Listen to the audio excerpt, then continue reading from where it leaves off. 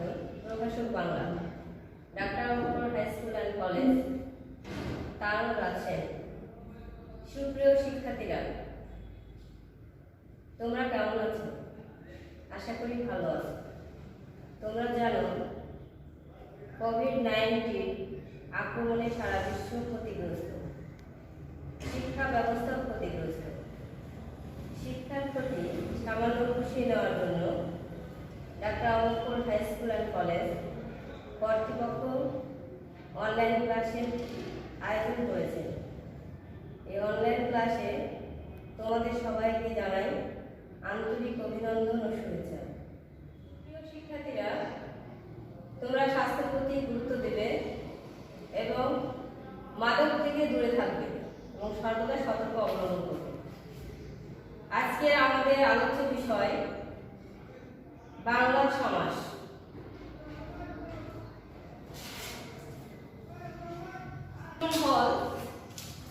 সমাস কি? সমাসের সংজ্ঞা, সমাসের প্রয়োজনীয়তা, সমাসের পরিভাষা, সমাসের শ্রেণীবিভাগ, প্রতিটি সমাসের নিয়ম কানুন, সমাস অনুশীলন। আমরা প্রথমে যাই সমাস কি। সমাস শব্দের অর্থ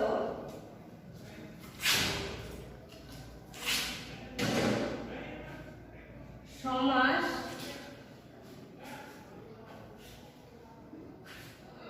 শব্দের অর্থ সংক্ষেপ,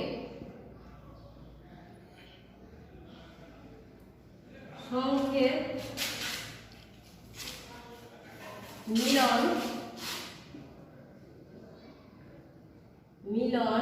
একাধিক পদের একপদীকরণ,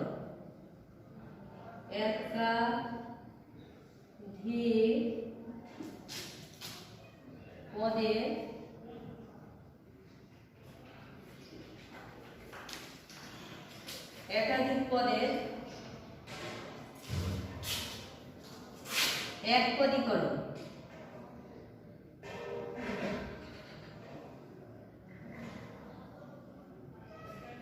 একাধিক পদের একপদীকরণ।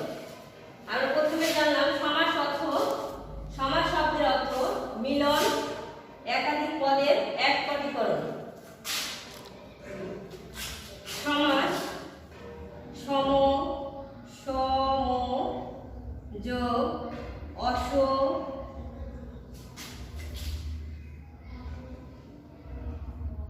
যোগ অ থেকে সমাস শব্দের উৎপত্তি। সমাস শব্দের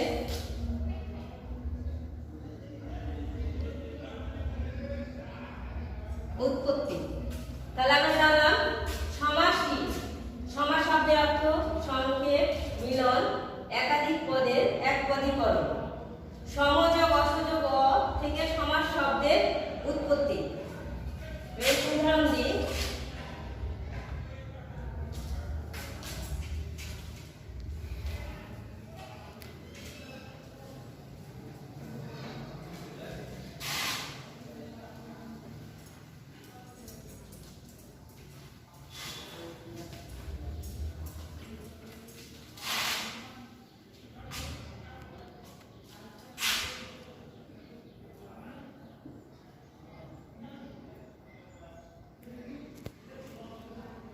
উদাহরণ যেমন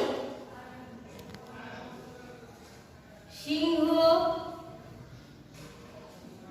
চিহ্নিত,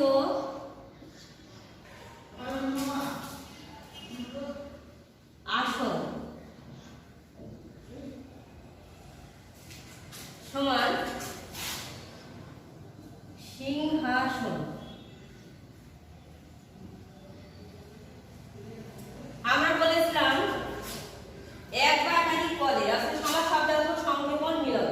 তাহলে একটু কয়টি শব্দ হচ্ছে? সিংহ একটি, চিহ্নিত একটি, আসন একটি। তাহলে টোটালে কয়টি শব্দ হচ্ছে? 3টি শব্দ হচ্ছে। শব্দ হচ্ছে 3টি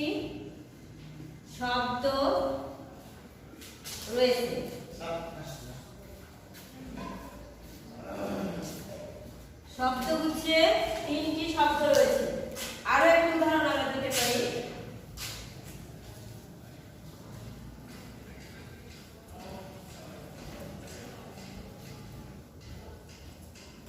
আরো একটি উদাহরণ স্বরূপ তোমাদেরকে বোঝানোর জন্য আরেকটি উদাহরণ দিচ্ছি। যেমন মৌ সংগ্রহ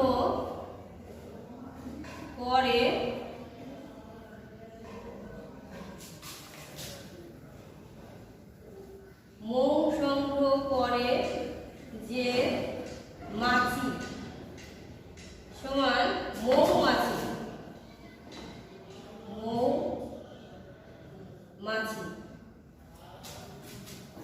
আমরা যখন একটা সমাসকে ভাঙি তখন মূল সমাস হচ্ছে এটি, একে বলা হয় সমাস। আর যেটাকে আমি ব্যাস বাক্য করি, অর্থাৎ মৌমাছিটা মূল বিষয়, মৌ সংগ্রহ করে যে মাছি, এটা হচ্ছে তার ব্যাস বাক্য। ব্যাস বাক্যকে ব্যাস বাক্য, বিগ্রহ বাক্য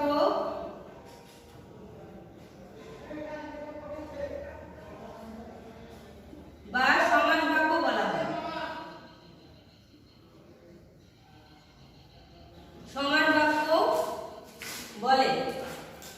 এবার এখানে আমরা উদাহরণ দেখো, মৌমাছি দুটি শব্দের সমাস হয়েছে।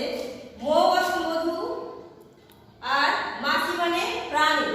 দুটি পদ, সমস্ত পদ কাকে বলে আমরা সবাই জানি। সমস্ত পদ বলতে কাকে বলে? সমাসবদ্ধ বা সমাস নিষ্পন্ন পদকে সমস্ত পদ বলে।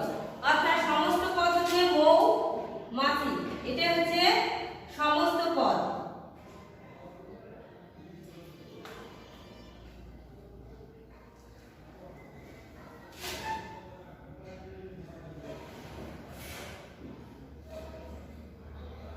সমস্ত পদ। এবার সমস্ত পদের দুটি অংশ থাকে, যেটি পূর্বে থাকে সেটা হচ্ছে পূর্বপদ। অর্থাৎ আমরা দেখি মৌ কোথায় আছে? পূর্বে, পূর্বপদ। মাছি, মাছি কোথায় আছে? পরে, পরপদ।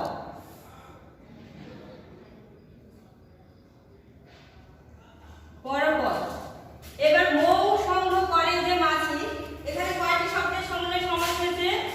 মৌ সংগ্রহ করে যে মাছি। আমরা প্রথমে সংজ্ঞা বলেছিলাম, সমাস শব্দের অর্থ সংক্ষেপ, মিলন, একাধিক পদের এক পদীকরণ।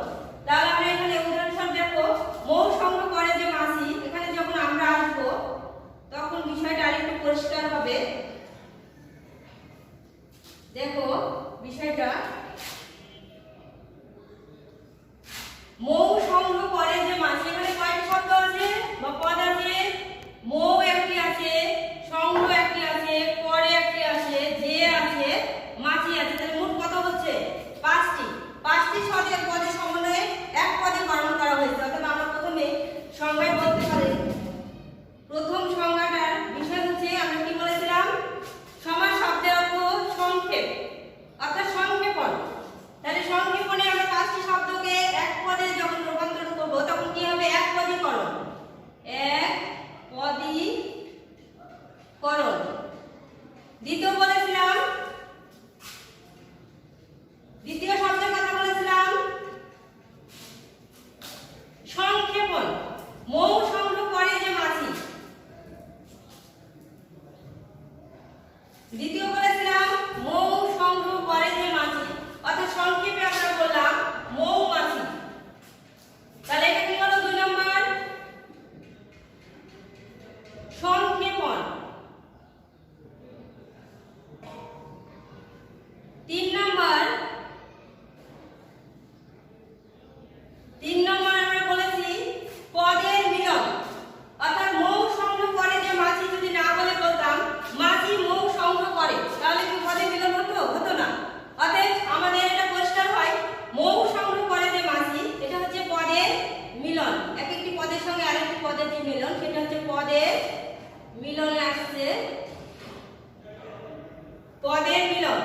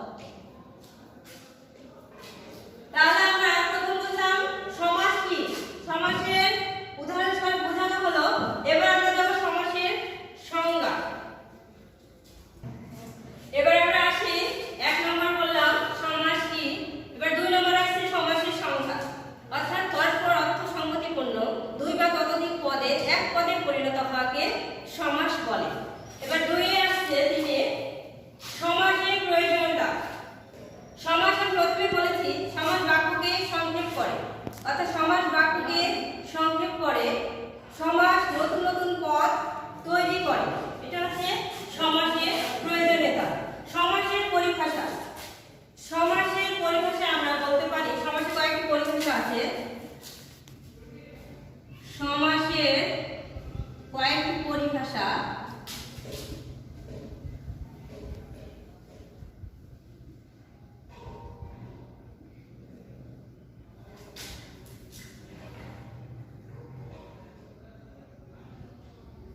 কয়েকটি পরিভাষা, যেমন সমাসকে যদি আমরা ভাঙি, যে বিষয়গুলো সমাসের মধ্যে থাকে, সমাস পরিভাষায় যখন আমরা বলি তখন প্রথমে আসে সমসমান পদ, সমসমান পদ। দ্বিতীয় আসে ব্যাস বাক্য, ব্যাস বাক্য। তৃতীয় আসে সমস্ত পদ, তৃতীয় আসে সমস্ত পদ। চতুর্থ আসে পূর্ব পদ, পূর্ব পদ। পঞ্চমে আসে পরপদ বা উত্তর পদ, পরপদ বা উত্তর পদ। এটা হচ্ছে সমাসের পরিভাষা। এবার আসবে সমাসের শ্রেণীবিভাগ।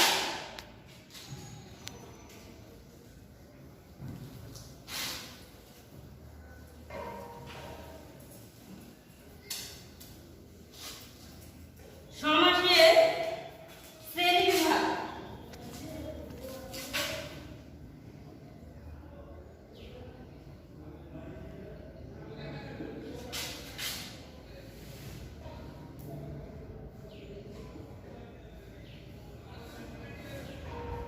সমাসের শ্রেণীবিভাগ। সমাস কয় প্রকার? 6 প্রকার।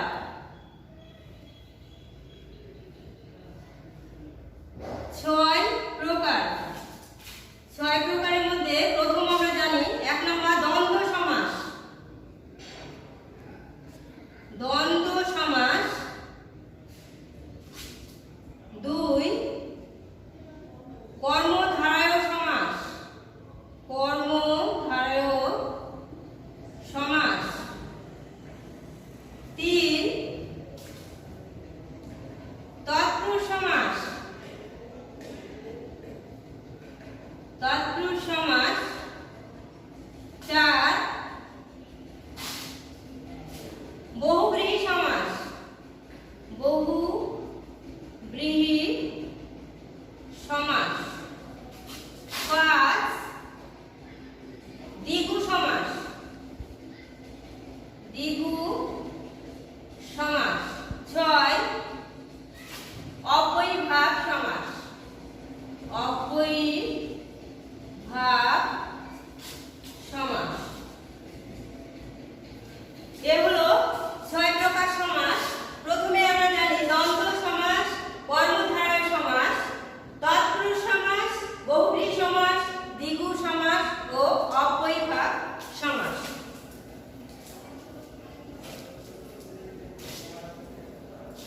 এই 6 প্রকার সমাসকে মনে রাখার জন্য আরেকটি সহজ উপায় আমরা মনে রাখার জন্য অবলম্বন করতে পারি। মনে রাখার জন্য একটা উদাহরণের মতো, যেমন দি,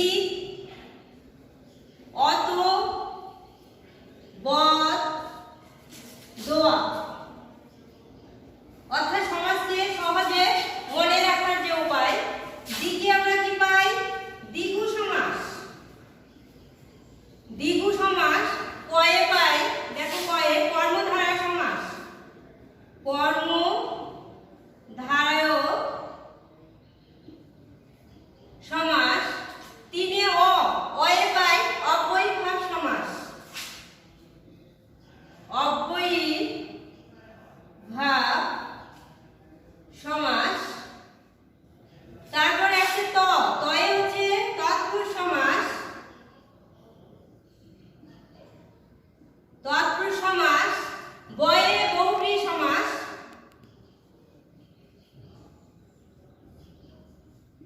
বহুব্রীহি সমাস। আর দয়ে হচ্ছে দ্বন্দ্ব সমাস, দ্বন্দ্ব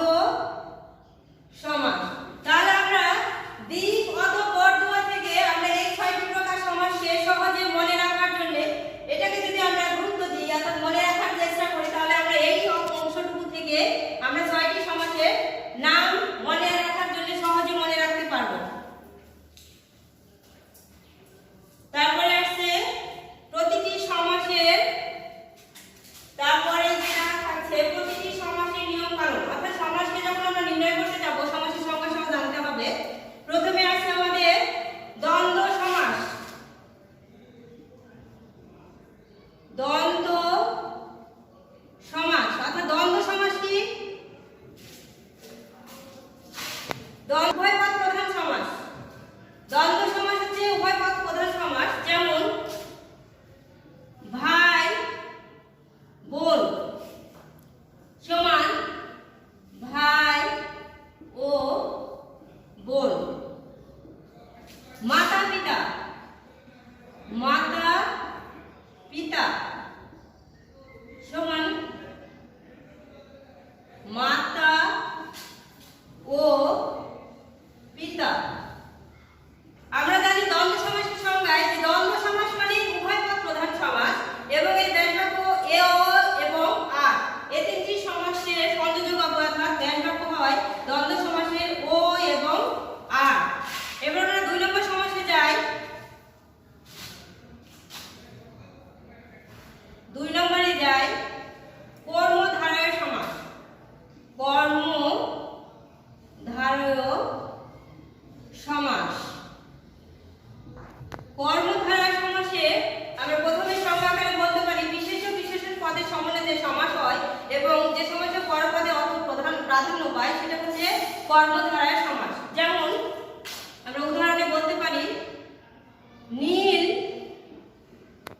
যে আকাশ। নীল যে আকাশ, নীলাকাশ, নীলাকাশ। অর্থাৎ এখানে আমরা প্রথমে বলেছিলাম কর্মধারয় সমাস হচ্ছে বিশেষ ও বিশেষণের সমন্বয়ে এবং পরপদের অর্থ প্রাধান্য পাবে। তাহলে নীল যে আকাশ, আকাশের একটা বর্ণনা করা হয়েছে, কেমন আকাশ?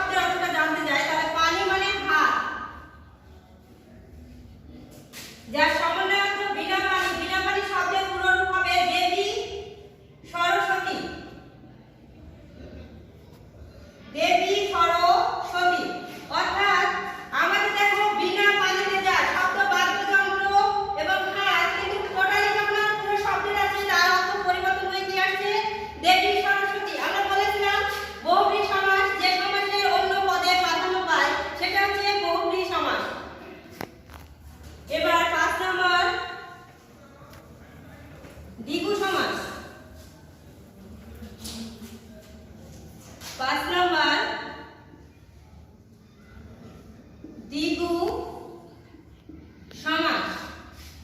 দ্বিগু সমাস সংজ্ঞা আকারে আমরা প্রথমে মনে রাখতে পারি যেটি, সেটা হচ্ছে দ্বিগু সমাস মানেই সংখ্যাবাচক সমাস।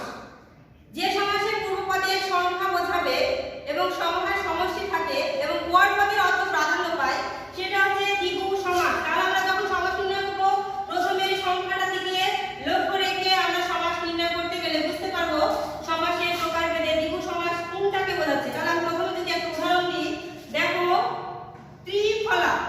ত্রিফলা, ত্রিফলা অর্থাৎ ত্রি মানে তিন, ত্রিকে আমরা ব্র্যাকেটে বলতে পারি তিন, বা ত্রি যেটা বলবে সেটা হবে ত্রিফলা সমাহার। ত্রিফলা, ত্রিফলার সমাহার সমান ত্রিফলা। ত্রিফলা এটা হচ্ছে দ্বিগু সমাসের উদাহরণ। আরো একটি উদাহরণ দিতে পারি, যেমন সেতার। সেতার, সেতারকে যদি আমরা পড়ি সে অর্থাৎ তিন, তারের সমাহার সমান সেতার। এ হচ্ছে দ্বিগু সমাস। তাহলে আমরা প্রথমে বললাম দ্বিগু সমাস মানে সংখ্যাবাচক সমাস, যে সমাসের পূর্বপদের সংখ্যা থাকে এবং পরপদের অর্থ প্রাধান্য পায়, সেটা হচ্ছে দ্বিগু সমাস। সর্বশেষ সমাস অব্যয়ভাব সমাস। সর্বশেষ যে সমাসটি 6 নম্বর, অব্যয়ভাব সমাস। অব্যয়ভাব সমাস। অব্যয়ভাব সমাসে যে সমাসে অব্যয় থাকবে এবং অব্যয়ের অর্থ প্রাধান্য পায়, সেটি হচ্ছে অব্যয়ভাব সমাস। যেমন উদাহরণে দেখো, মরণ পর্যন্ত অর্থাৎ আমরণ।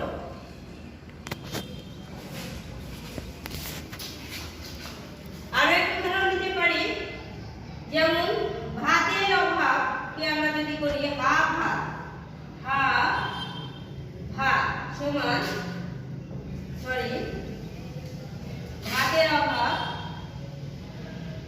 ভাতের অভাব সমান ভাত ভাত। অর্থাৎ আমি প্রথমে বলেছি অব্যয়ভাব সমাসে যে সমাসে অব্যয় প্রাধান্য পায়, অর্থাৎ অব্যয় পূর্বে থাকে এবং পরপদে অব্যয়ের অর্থ প্রাধান্য পায়, সেটা হচ্ছে অব্যয়ভাব সমাস। তাহলে মরণ পর্যন্ত সমান আমরণ, ভাতের অভাব ভাত। সমাস অনুশীলন থেকে বাদের জন্য সমাস শুরুর অনুশীলন, অর্থাৎ সমাস ভাষা থেকে বিভিন্ন সমাস, আজকে যে আলোচ্য বিষয় আমরা আলোচনা করলাম 6 প্রকার সমাস, এই 6 প্রকার সমাস থেকে তোমাদের বাড়ির জন্য কাজ বিভিন্ন প্রকার সমাসকে নির্ণয় করা, ব্যাস বাক্য সহ সমাসের নাম লিখতে হবে। এগুলো তোমাদের বাড়ির কাজ। যেমন আমরা বলি দশানন, দশানন এটা কোন সমাস, সেটাকে তোমাদেরকে ব্যাস বাক্য সহ লিখতে হবে। ত্রিফলা,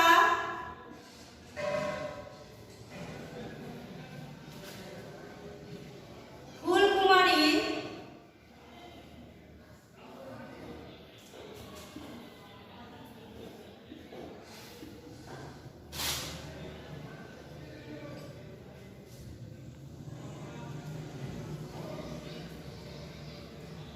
দম্পতি। এই সমাসগুলো ব্যাস বাক্য সহ নির্ণয় করবে। এগুলো হচ্ছে বাড়ির